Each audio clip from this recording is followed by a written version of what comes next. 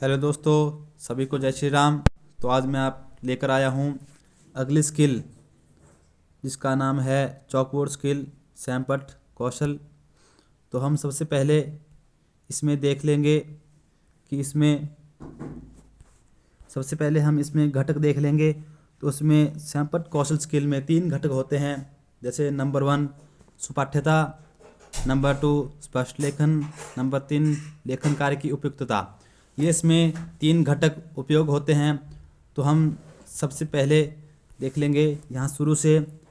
तो सबसे पहले हमने क्या करना है, छात्र अध्यापक क्रियाओं में सबसे पहले हम लिखेंगे छात्रों आज हम, जैसे हमारा आज का विषय है यातायात के साधन, ये एसएसटी का विषय है। तो हम ऊपर लिखेंगे छात्र अध्यापक क्रियाओं में, जैसे यहाँ पर दिखाया गया है छात्रों आज हम यातायात के साधनों के विषय में अध्ययन करेंगे। तो इसके ये लिख के इसके ठीक सामने हम ऊपर अपना टॉपिक भी चॉकबोर्ड पर लिख देंगे, जैसे यातायात के साधन। और इस पॉइंट को हम बोलेंगे, इसमें पहला घटक यूज होता है, जिसे इसको बोलते हैं सुपाठ्यता। तो इतना आपको पता लग गया होगा कि, और इसके बाद लिखेंगे हम यातायात के साधन, इसका अर्थ, इसकी डेफिनेशन हम इसके बाद देंगे। हमें इसके बाद एक लाइन छोड़ लेनी है, जैसे यहाँ पर मैंने छोड़ रखी है। तो आगे आप देखेंगे यहाँ पर यातायात के साधन आ गए।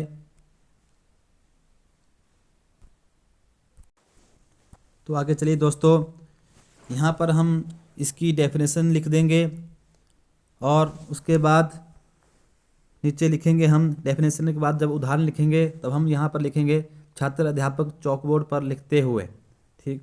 और इसके अगले कॉलम में हम यहाँ से ही स्टार्ट, छात्र क्रियाओं में हम लिखेंगे छात्र ध्यानपूर्वक सुनेंगे और चॉकबोर्ड की ओर देखेंगे। जिस प्रकार यहाँ दिया गया है कि देखो छात्र अध्यापक चॉकबोर्ड पर लिखते हुए, इसके हम ठीक सामने ही जो उदाहरण का, इसके ठीक सामने ही हम उदाहरण ब्लैक बोर्ड पर भी लिखेंगे। जैसे मैंने यहाँ पर आगे ब्लैक बोर्ड लगाया है, चॉकबोर्ड लगाया है, और इसमें हमने ठीक इसके सामने ही चॉकबोर्ड लगाना, इसी लाइन में होना चाहिए चॉकबोर्ड सामने। तो इसको कहते हैं स्पष्ट लेखन। यहाँ पर दूसरा कंपोनेंट यूज होगा स्पष्ट लेखन, जहाँ पर दो लाइनों का उदाहरण हो, उस वहाँ हम स्पष्ट लेखन कंपोनेंट यूज करेंगे। जैसे यहाँ पर दो उदाहरण थे, जैसे सड़क परिवहन, रेल परिवहन। इसके आगे हमने जैसे 2 ही लाइनों का था, 2 ही पॉइंट थे, तो हमने इसमें स्पष्ट लेखन प्रयोग किया। इसी प्रकार यहाँ भी हम स्पष्ट लेखन करेंगे। उसके बाद आगे चलिए दोस्तों, आगे देखते हैं।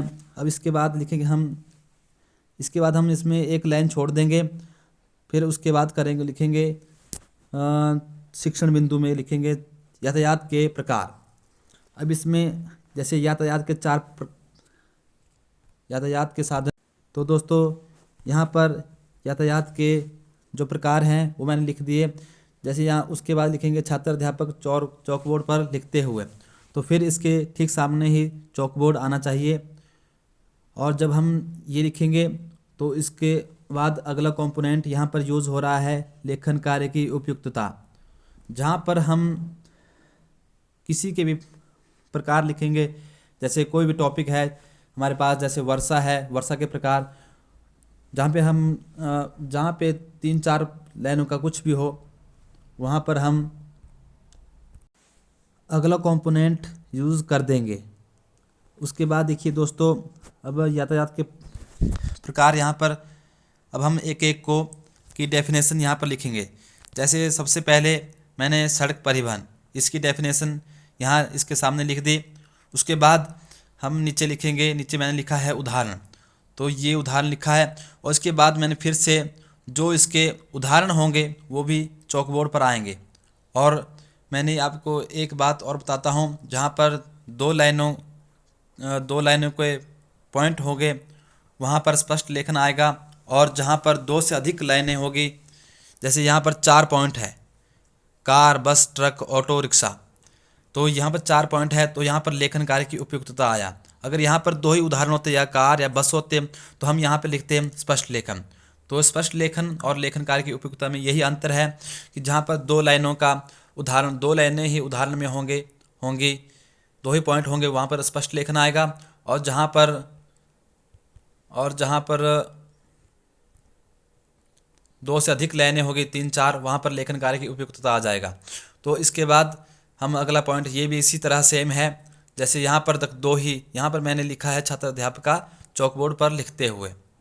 तो आपके सामने दिखाई दे रहा है कि यहाँ मैंने 2 ही पॉइंट लिखे हैं, तो यहाँ पर लिखा आगे स्पष्ट लेखन, क्योंकि 2 ही पॉइंट थे।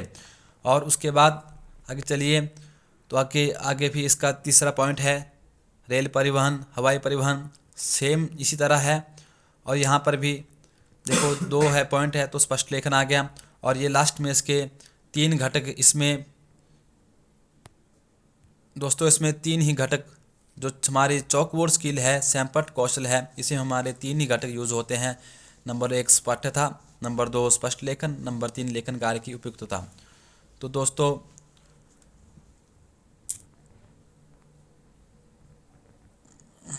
एक मिनट दोस्तों, वीडियो को आराम से देख के समझ लेना। ठीक है दोस्तों, मिलते हैं अगली वीडियो में। जय श्री राम।